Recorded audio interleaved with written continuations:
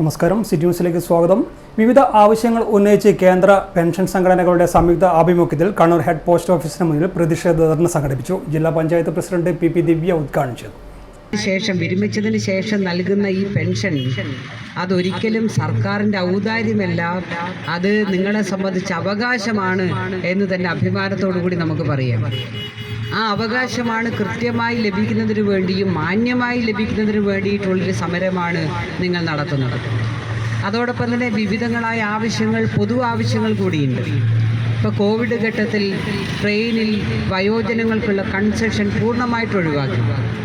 എന്നാൽ കോവിഡ് കഴിഞ്ഞിട്ട് ആ കൺസെഷൻ പുനഃസ്ഥാപിക്കുന്നതിന് വേണ്ടി സർക്കാർ തയ്യാറാവുന്നില്ല. റെയിൽവേയെ ഈ പറയുന്നത് പോലെ തന്നെ ഇപ്പം നമ്മുടെ പൊതുമേഖലാ സ്ഥാപനങ്ങളെയെല്ലാം മെച്ചപ്പെടുത്താനല്ലല്ലോ ശ്രമിക്കുന്നത്. അതിനകത്ത് സ്വകാര്യവൽക്കരണം കൊണ്ടുവന്ന് തീർത്തും ജനവിരുദ്ധമായൊരു സമീപനത്തിലേക്ക് പോവാൻ. ഇപ്പം എന്തുകൊണ്ടാണ് വയോജനങ്ങൾ ഈ ആവശ്യം കൺസെഷൻ വേണം എന്ന നിർബന്ധം നമ്മൾ എന്തുകൊണ്ടാണ് മുന്നോട്ട് വെക്കുന്നത്?